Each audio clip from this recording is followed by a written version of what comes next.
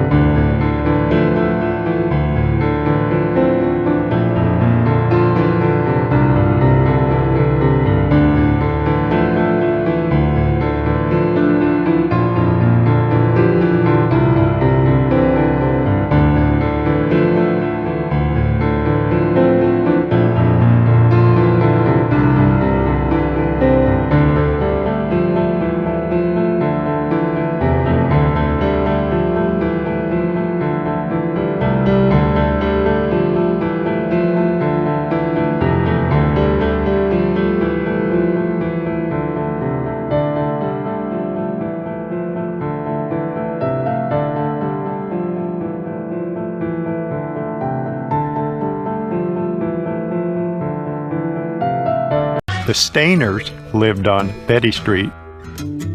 It was a middle-class kind of a neighborhood. The parents were Delbert and Kay, and Cary was the oldest of 5 children. He had a younger brother, Stephen, and 3 sisters, too.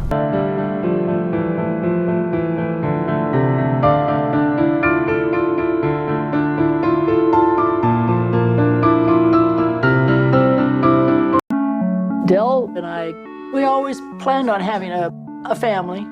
We had Jody and Cary, Cindy, and Corey's the baby. And of course, Steve. It was, 5 was perfect. That was enough.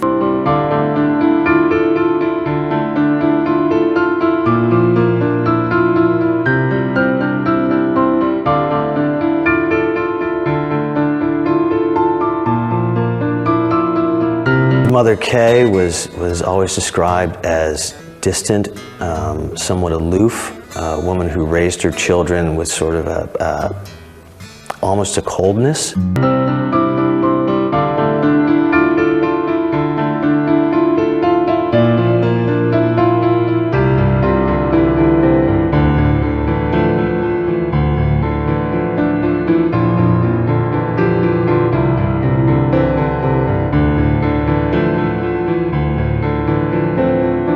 Mr. and Mrs. Stayner did the best they possibly could with the kids. Everybody was clean, well-fed, loved, basically.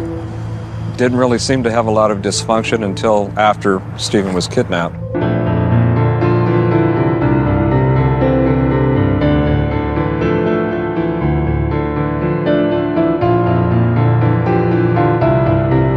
His father, Delbert, was a Korean War veteran, a stiff staff sergeant who married his mother. Together they had 5 children, 3 girls and 2 boys. Close family, but there's not much doubt in my mind it was also an abusive family, it was dysfunction.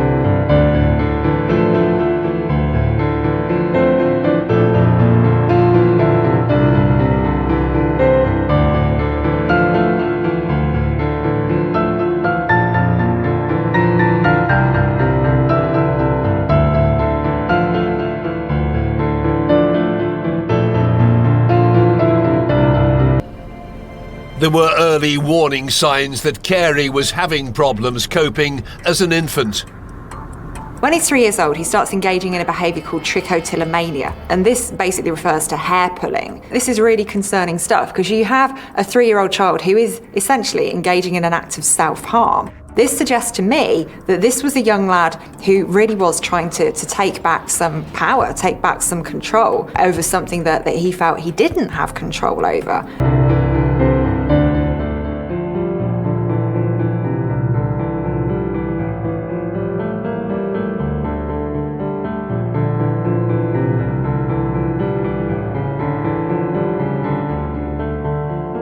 He was wearing the hat because he was compulsively pulling his hair out. Emotionally, Cary had a tough time during his childhood. He had a nervous rolling of hair. He would wear a hat all through high school, and he said it was because he was going bald like his father. He probably also wondered, did my father wish it had been me instead of Stephen? Because that would be an inevitable sibling kind of thought.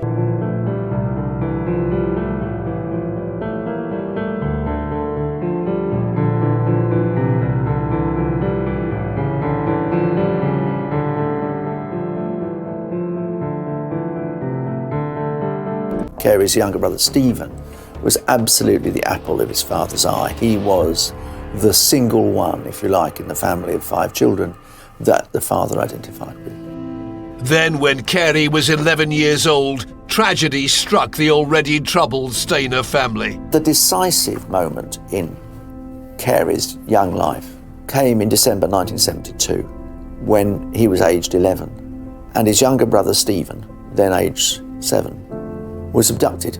To have something like this happen during your childhood is going to have a devastating impact on you, especially yourself having experienced sexual abuse. Stayner would later claim that his uncle Jess sexually abused him when he was a child. For children who experience these types of things, they feel like nowhere is safe for them, nowhere is secure for them, because your family is supposed to be your sanctuary.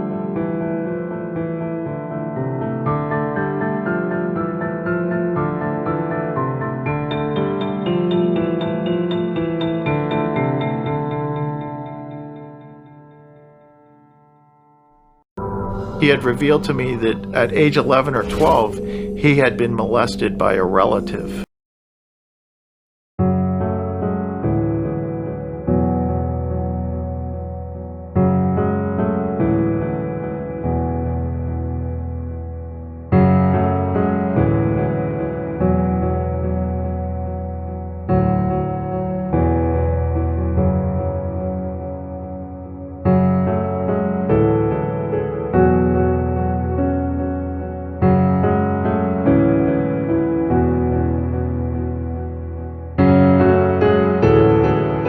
Just becomes a broken man, really. Kay becomes even more distant, more aloof. She's sort of raising her children almost robotically. Kay and Delbert became colder to their other children. While Stephen is a freshman at Mendocino High School, some 300 miles to the south, his brother Cary was an upperclassman at Merced High School. He was Cary Stayner, the kid who had his brother kidnapped. There was a pall over him. He actually was voted most creative. Cary was very well known for his drawings. I don't remember Cary ever having a girlfriend. I never saw him with a girl. Everyone thought he was dead at this point. He'd rescued another boy. This is Stephen today. He is holding 5-year-old Timothy White. Stephen was a national hero. He returns to Merced triumphant. Stephen's return has been a joyous event. Within days, he's on Good Morning America. For 7 years, his parents, Kay and Delbert Stayner, never gave up hope that he was alive. And this morning, they have these 3 members of the Stayner family joined us, and they are joining us from San Francisco, where it's still the middle of the night. By the way, because there is a legal case pending, there are details we cannot talk about. Michael Hyder is their attorney, and he is with us this morning really to make sure that nothing is said that would influence their cases. Good morning, Stephen and Mr. and Mrs. Stayner and Michael Hyder. Nice to have you all with us. Thank you. Thank you, David. Thank you. Stephen, how does it feel to be home? Feels great.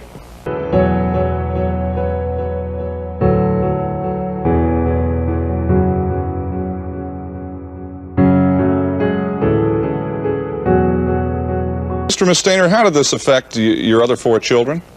When Steve disappeared, the older 2 were very upset and I think kind of became very quiet children from the experience. They shared a room, they didn't get along. Stephen didn't understand the rules.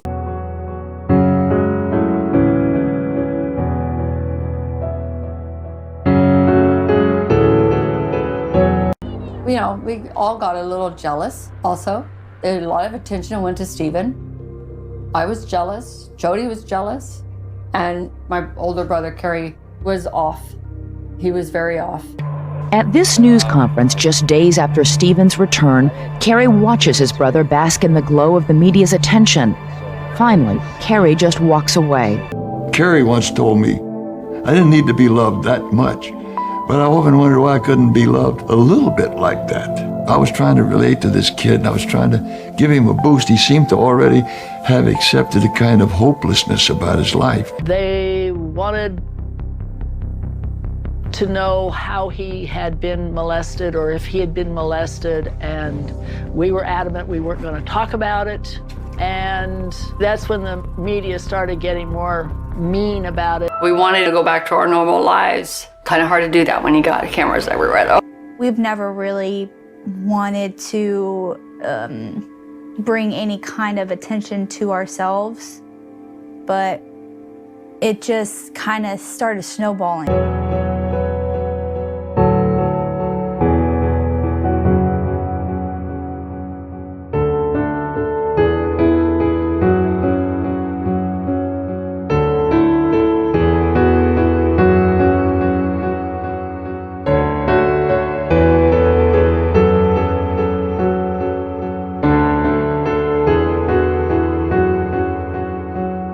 He was kidnapped at age 7, held captive for 7 years, and when he returned home, even adjusting to life with his parents became an ordeal. Now the bizarre story of Stephen Stayner is coming to television. That's our inside story for today.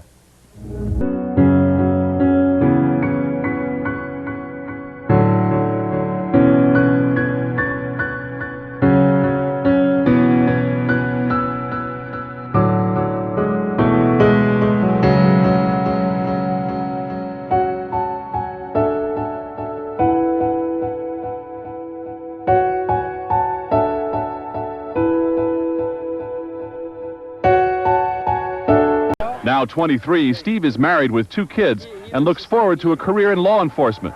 During the filming of the miniseries, he even had an opportunity to portray a police officer. The 2-part drama is called I Know My First Name is Stephen. It stars Corin Nemec as the teenage Stephen, and Beverly Hills cops John Ashton and St. Elsewhere Cindy Pickett as his parents. For them, this was a story that just had to be told. It brings a tear to almost everyone.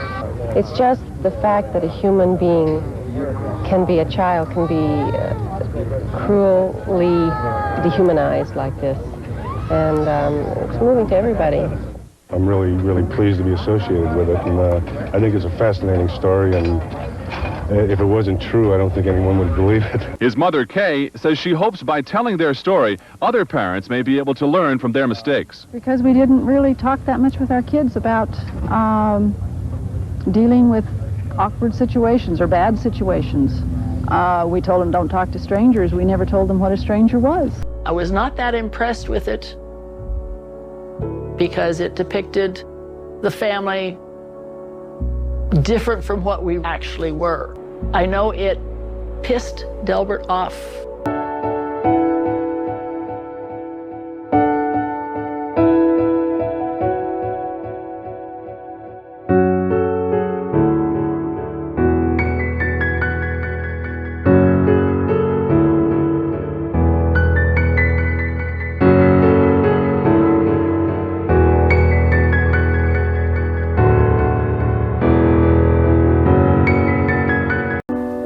But then at the age of 24, he was riding a motorcycle without a license.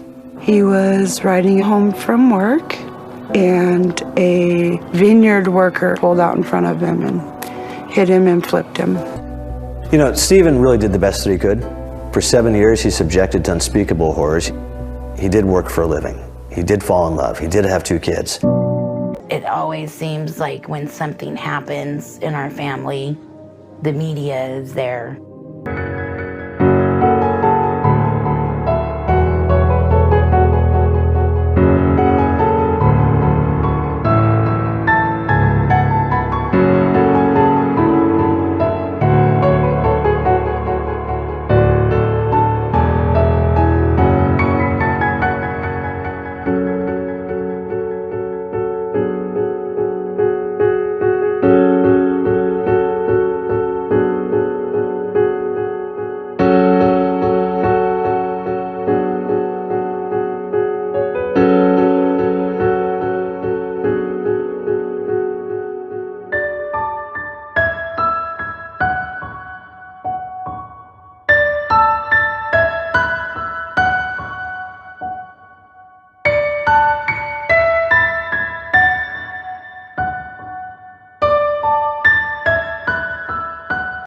Cary was unwell.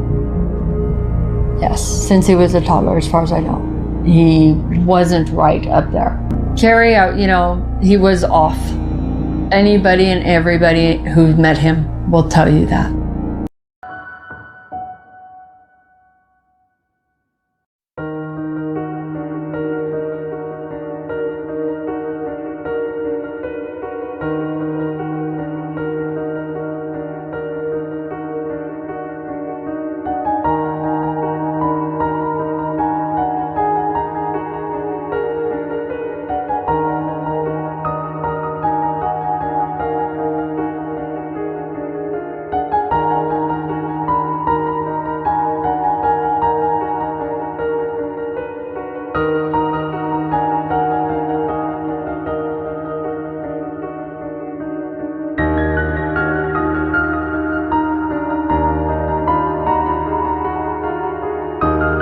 Stephen and Cary's father, Delbert, had been ordered into therapy after essaying his own daughters.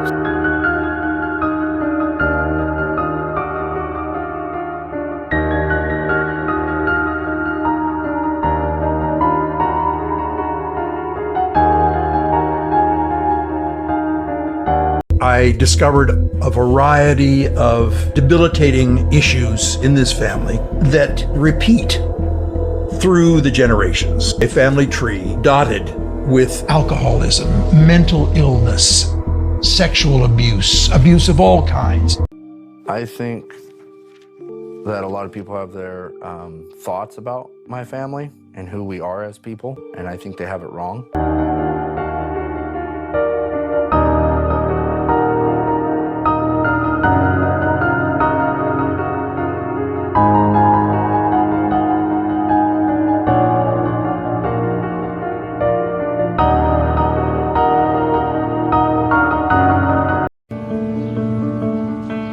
This is a park here called Stevens Park. He became an instantaneous hero and celebrity for more than anything else when he was returned to Merced. Movies were made about him, books were written about him.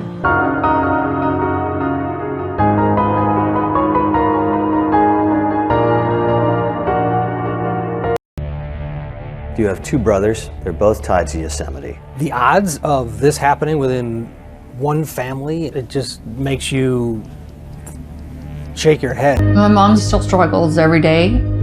I still don't think it's sunk in that it's happened to us.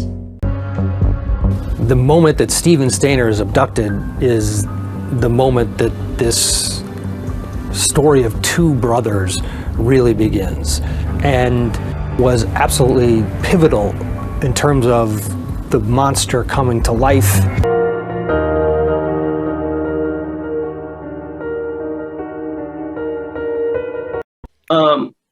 Is that there was more than one person involved. Because Cary wasn't like a tough guy. Okay. And I don't think he's a serial killer type.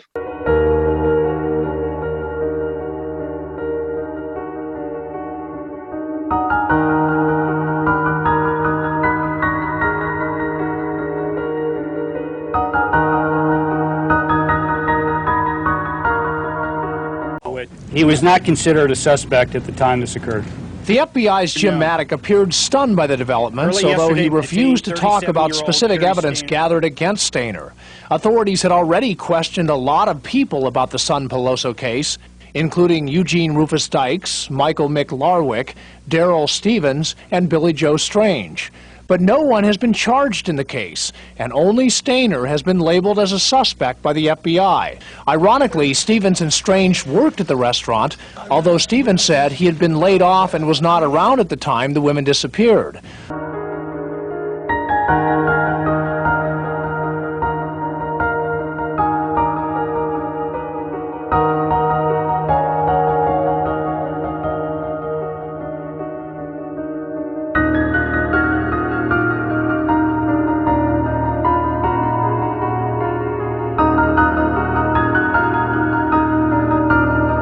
Want to talk about any of that, or would you like to leave that alone? No.